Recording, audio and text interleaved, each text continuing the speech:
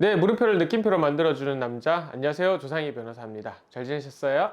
네, 안녕하세요, 변호사님. 오늘은 어떤 주제에 대해서 말씀 주실 건가요?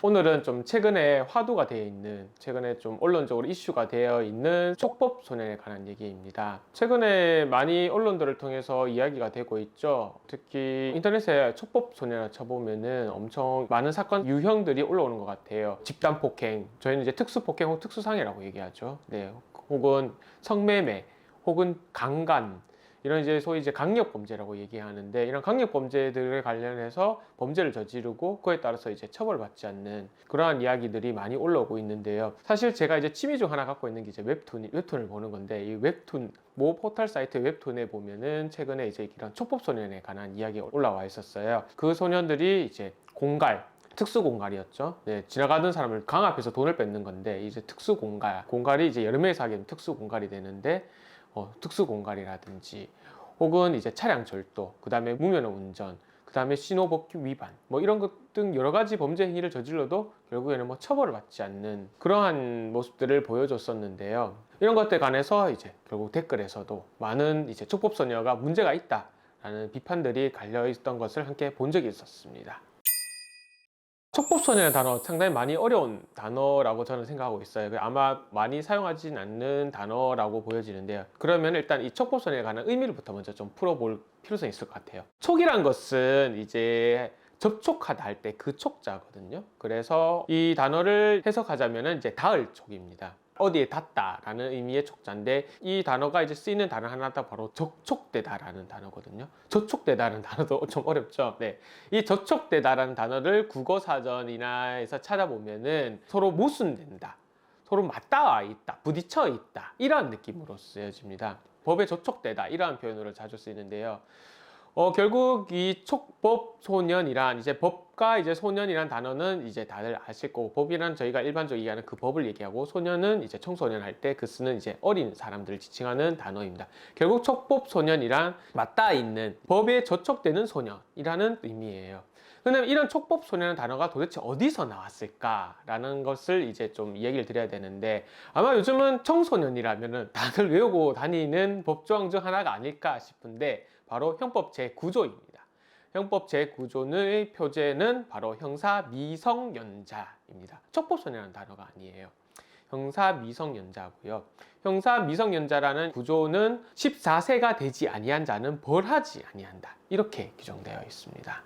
그러면은 이런 촉법소년이라는 단어 자체는 결국 형법 제9조 형사미성연자에서 나오는데, 형사미성연자라는 이 구조 조항에서는 어디에도 저촉된다 혹은 촉이라는 단어 자체가 없는 거죠. 결국 이런 단어들은 저희가 이제 법조계에서 이제 쓰는 단어라고 보시면 될 것 같아요. 법에 저촉되지만 처벌하지 않는 소년들, 즉 그래서 촉법소년이라 단어를 쓰고, 이런 단어는 결국에는 미성년자, 형사 미성년자라는 개념에서 나왔다라는 점을 아시면 될 거예요. 다시 정리를 하자면은, 촉법소년이라는 단어는 일단 형법상에는 규정하고 있지 않는 단어입니다. 정확히는 법이 모르는 단어고요. 다만 헌법에서는 형사 미성년자라 그래서 14세 미만이 되는 자를 벌하지 않는, 네, 처벌하지 않는 걸로 규정하고 있고요. 그래서 뭐 이제 14세 미만인 자가 저지른 범죄 행위, 소위 뭐 강간이라든지 성매매라든지 절도라든지 이런 행위들에 관해서 징역형이라든지 벌금형이라든지 금고형이라든지 이런 형들을 이제 형을 선고하지 않는다는 것을 의미하는 거죠.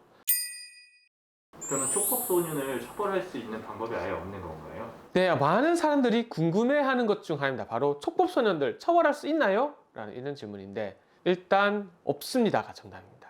네, 처벌할 수 있는 방법이 없습니다.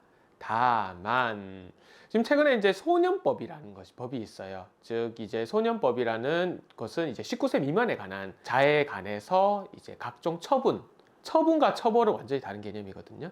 처벌은 형법상 벌하는 걸 말하고, 처분이라는 행정적으로 어떤 조치를 하는 것을 얘기를 해요. 그래서 처분과 처벌은 완전히 별개의 개념인데, 처분은 할 수 있는 소년법이란 게 있어요. 그리고 촉법소녀들에 관해서는 사실상 벌을 할 수는 없어요. 그래서 이 소년법 역시도 10세 이상, 그 다음에 14세 미만인 자에 관해서는 처벌할 수 있지만, 10세 미만인 자에 관해서는 또 처벌이나 처분 자체가 할 수 없습니다. 즉 정리를 하자면은 14세 미만자는 일단 벌할 수 없습니다. 방법이 없습니다. 촉법소년에 관해서 규정을 하고 있기 때문에요. 다만 소년법에 의해서 14세 미만인 자도 처분은 가능하다. 다만 이 역시도 10세 미만인 자에 관해서는 처분, 처벌도 불가능하다 라고 이제 아시면 될 것 같아요. 이 소년법에 관해서는 제가 다음에 또 이야기를 드리도록 하겠습니다.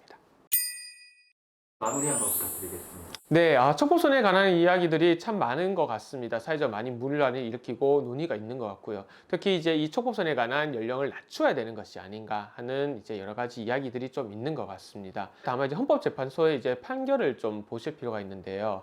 물론 이제 최근의 판결은 아니고 2003년도의 판결입니다. 형법 제9조에 관한 헌법소원이었는데요.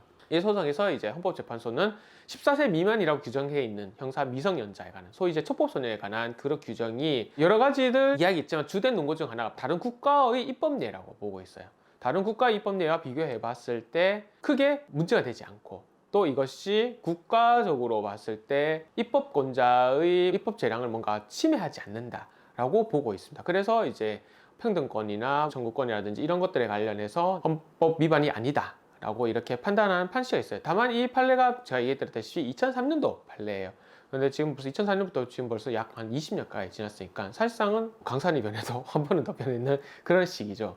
그래서 아마 이런 이제 헌법소원과 관련해서 다시 또 올라가게 되면 또 헌법재판소에 다시 한번 또 이제 판결이 또 주목되는 부분인데요. 그보다 빨리 정치권에서보다 이러한 첩보소년에 관해서 과연 어떻게 이 소년들에 관해서 소위 이제 강력범죄를 저지르는 소년들에서 어떠한 우리 사회가 이 소녀들을 개화하고 교화해서 건강한 사회 구성원을 만들 수 있을지, 사회 구성원으로 거듭날 수 있을지에 관해서 한번 반드시 고민이 필요한 부분인 것 같습니다.